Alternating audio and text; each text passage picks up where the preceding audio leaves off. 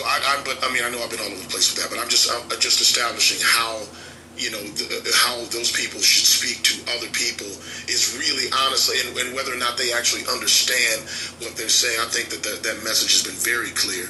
I think that we do have to put the onus on people to understand what that messaging is. This is not the Republican Party, where you can have that populist message and it just resonates for another reason than the one that you're suggesting.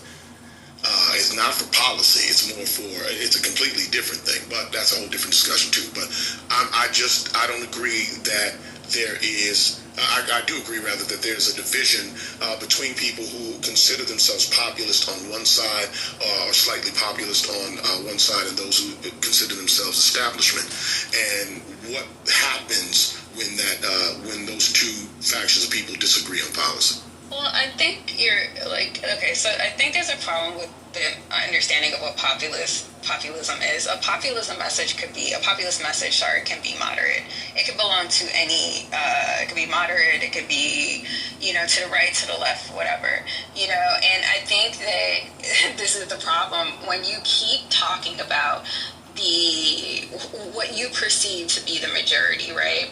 And you are inconsiderate of the minority or the fringe groups or the people who are still in question about who they're voting for is the problem. When you speak down to people, right, with your messaging, and let me tell you something, everyone is not going to be on your level when it comes to understanding, right? And I had to learn that. I had to learn that in my practice. Right? Everyone is not going to be at your level of understanding, and sometimes you have to tone down your or bring it down a notch for other people to understand and to bring people onto your team.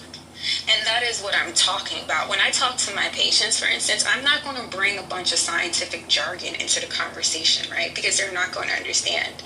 Just like if I go to a mechanic, I have no training or education in car and how to build a car. Right? So they're going to have to talk to me and simplify, our conversation. And the problem is with the Democratic Party, they don't want to do that. They want to maintain this level of elitism, right? Which is off-putting and is not going to bring in the votes that is necessary for the win. And this is why populist messaging has increased in popularity. This is why people change from Bernie, who will say is politically the furthest to the left than most politicians, right? That's why people switch from Bernie to Trump. Okay, that's 1.5 million voters, is because of the populist